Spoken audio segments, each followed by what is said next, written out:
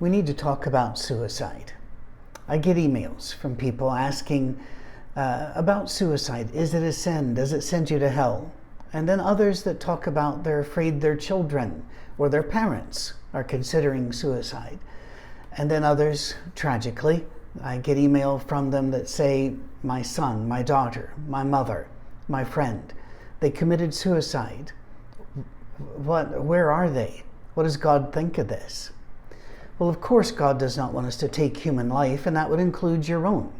And the taking of human life, when you're not in self-defense, is a form of murder. It's a form of homicide.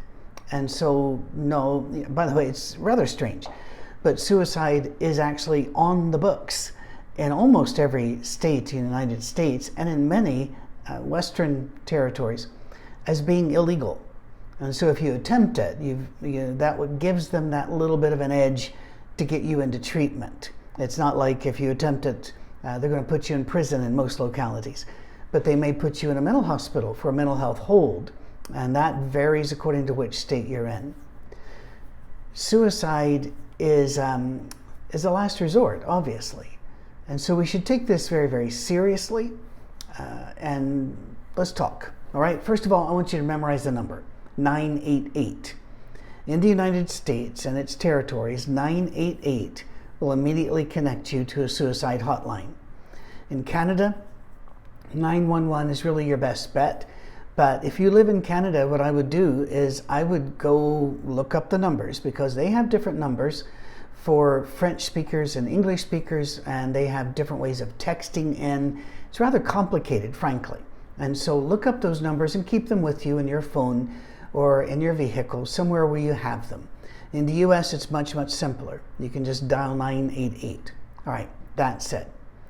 I want to tell you a story that has nothing to do with suicide to help you as we talk about God, faith, eternity, and suicide. I was raised in a faith that said that you could not have any sin going into heaven. That if you have unrepented of sin in your life, that you are lost. And so some people, a lot of people I knew growing up, looked to me to be incredibly holy and good people, but they were rather afraid that they were not going to get to heaven because of some secret sin that they did not realize they hadn't repented of. I mean, there wasn't a lot of hope there.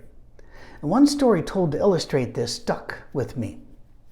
I forget how old I was, but I believe I was a teenager when the minister said that, let's say that you had a lifetime issue with foul language. And I mean, you would make a longshoreman blush. And you just, but then you found out about Jesus and you decided to become a Christian. And you were absolutely won over by God. And so you're baptized. And now you're the next day you're up on the roof, you are replacing some shingles, you pick up a bit of plywood and a gust of wind catches it and blows you, and you realize you're going off the roof. Because of the habits of a lifetime and the stress of the moment and realizing and terror what's going on, foul language comes out. You hit the ground, break your neck, and die. And the preacher looked at us and said, and you will be lost for eternity, because you'd had no repenting of that sin. I want you to just think about what level of fear and angst a doctrine like that would put into people. It put it into me. But it didn't want me to make me want to drive closer to God. It made me almost give up, because how can you do this? How can you live your life so that at every second you said, I'm sorry, Jesus, please forgive me for that. I'm sorry, Jesus, please forgive me for this. Is that really what Jesus had in mind? Well, of course not. Of course not. The Bible, in fact, says that the blood of Christ continually cleanses us of all sins. Continually cleanses us. And it also tells us that we are children of God. And nobody so far, thank God, in their emails to me has said something such as, our son committed suicide, he is no longer our son, we disavow our son. I've never heard that. And if I did, I would have some serious things to say to those people. If you are a child of God, you are a child of God. That means with errors, that means with issues. God knew all about that before he had us. And so no, suicide is not an irrevocable ticket to hell. And if you want to know what the Bible truly says about hell, what the language really means, I did, I believe, a six-part series on it here in these Monday morning messages some time back. And you can go and you can do a search on iTunes and find them all right? But no, I don't believe that you're going to hell just because of a suicide. Now, of course, if you've had a horrible life, done horrible things to mean people, or the two people to hurt them, and then decided to stand up and as your last act, commit suicide to cause them greater pain, I'm going to let God deal with that one. All right? But that's not normally what we're talking about. What saves us is not perfection at death, but whose hand we are holding at death. And if we have come into faith and we are part of the community of faith in Jesus, we're holding his hand. He saves us, not our perfection, not our ability to handle whatever is going on in our life at that time. He saves us, not our own abilities. That's the whole point of the cross. Can a saved person commit suicide? Well, of course. There are tragic intersections of pain, loss, weakness, fear, loneliness, desperation. And when they form a nexus point, that can throw us into a spiral that ends tragically before we're even really capable of grasping the consequences to others and the loss of our life and what we will miss, suicide. And by the way, you'll be surprised at who commits suicide whenever I give you these figures, but I'll give those to you in a bit. The last thing anybody should do when someone commits suicide is to judge them or judge their family or wonder who drove them to it. That's not helpful. It's not helpful at all. I can remember when Karen Carpenter died of anorexia. We didn't even know what anorexia was at the time, but I can remember a preacher saying a very harsh thing about that stupid woman who starved herself to death. This is not helpful. Is anorexia suicide? No. In anorexia, you're not trying to kill yourself. You're trying to kill your self-image, which is a false one, completely not rooted in reality, but you're not trying to kill yourself. You're trying to kill a flawed, poor self-image, a horrific memory, a feeling of rejection, or you are possessed by a fear that you're not thin enough to be acceptable, and that you have a payment to make to the universe and get thinner. And by the way, they can look skeletal, but when they look in a mirror, they don't see that. And if you don't understand that at all, I would ask you to go look in a mirror and then go look at pictures of you. Now, if you're past, let's say 40, 50, I'm past 60, when you look in the mirror, you see somebody that looks a lot better than any picture of you. And the reason is what you see in the mirror is a lie. Your eyes adjust to your preconceptions, your concepts, your wishes, and your wants. So what you seeing is not believing, because seeing is not generally truthful. Moving on. The byproduct of anorexia can be death, but that's not its goal. That's not its goal at all. How about this? You're in a military unit, a grenade rattles through the window and lands among your men. You leap upon it, as you are trained to do. You leap upon it and let your body, if you're wearing a chest plate, whatever it is, you take it. That's suicide. You chose to be on it. But would any of us look at that and say, well, they're in hell for all eternity? I would certainly hope not.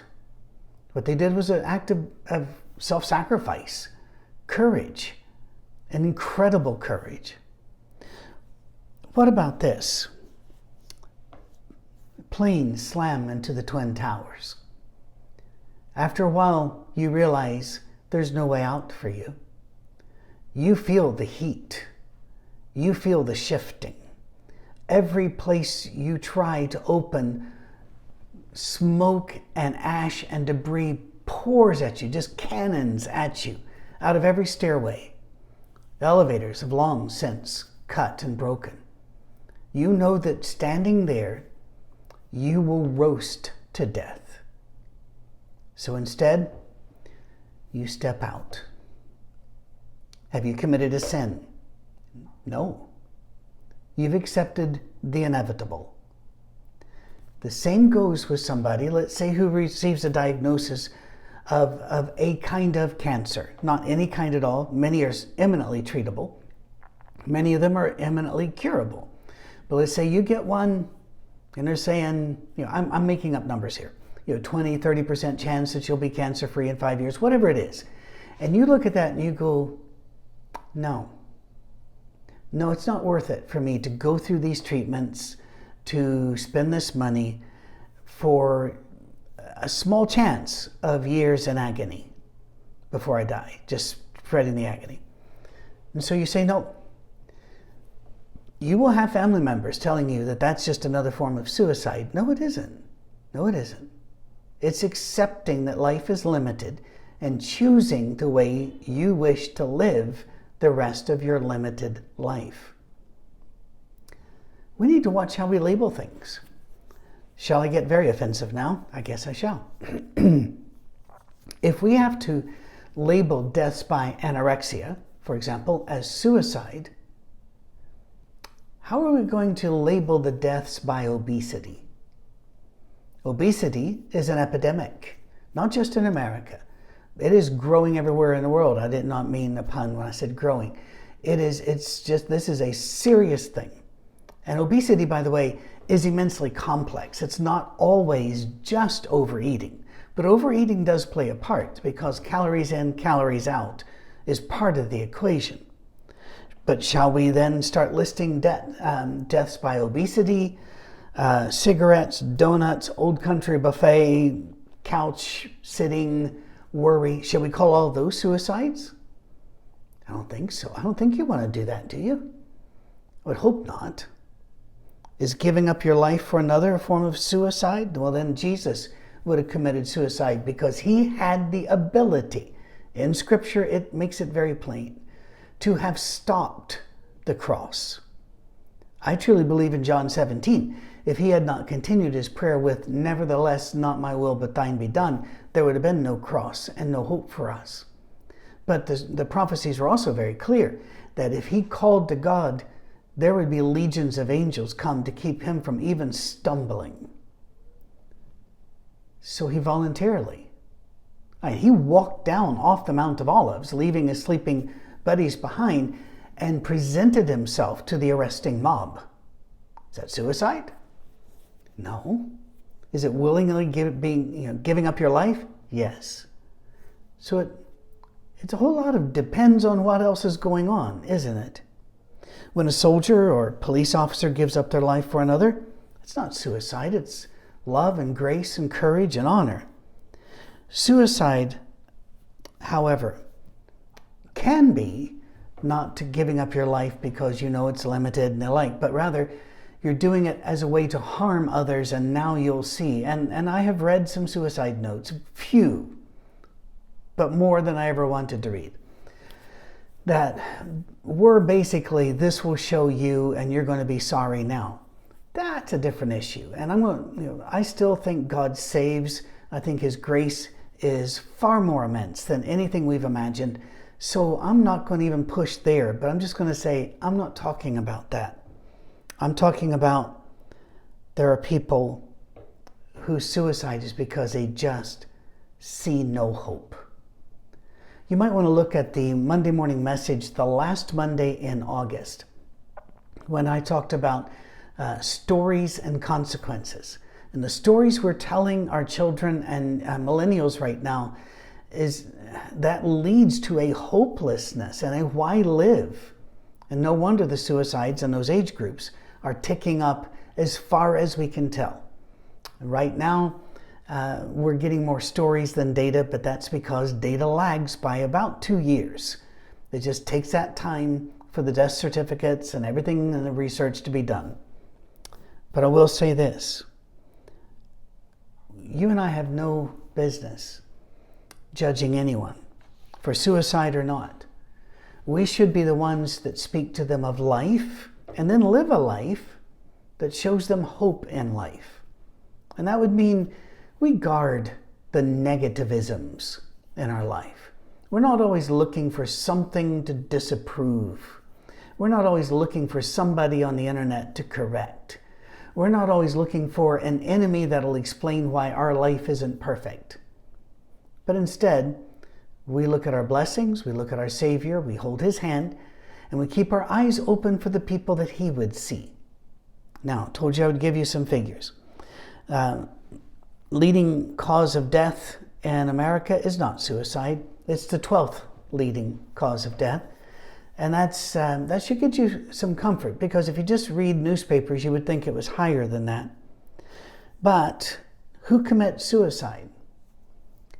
Nearly 70%, 70% of all suicides in America in a given year are white, middle-aged, or older males. I know. In poetry, in movies, in our songs, it is the frail young woman. It is the spurned young woman. It is the bullied little boy or the bullied young woman. But suicide is something which white men seem to be best at. And by the way, following them are Native Americans and Hispanics. It is not as high among them, but it is very high, and higher than in any of the female groups. And I have so many figures in front of me that I can start going through here. Let's see. Suicide attempts, you might, the last figures we have, and these are incomplete, this is 2020, was there were 1.2 million suicide attempts. Out of that, about 46,000 actually followed through all the way, or there was an intervention, and so there was no intervention, and so they committed suicide. So 46,000 dead when 1.2 million tries. However, men are 4 times more likely to die of suicide than women. You crunch all the numbers, what you find is that women do a lot more attempts, but their attempts are less deadly. Number one cause, and only by a little bit, it's 50-something%, is firearms. And then after then becomes suffocation, which also includes hanging. And then you go to poison after that. Many people, when they try to poison themselves, merely end up with organ damage, because it's not as easy to poison yourself as people think it is. It is incredibly painful, and your body will fight it. But your body has a hard time fighting some of these other methods. There are 93% of Americans say they believe suicides can be prevented. I don't even know what they mean by that. Life is hard, and I think we can prevent this person or that person. We're not going to be able to turn earth into heaven, but we can be heaven on earth for somebody. We can reach somebody. So have compassion, live positively, watch your negative words, watch your judgmentalism, watch your social media, or get off of it. Show kindness and take it seriously. 988. That's the number to remember. Thank you. Have a great week. Let's make things better for others as well. I think that's our job.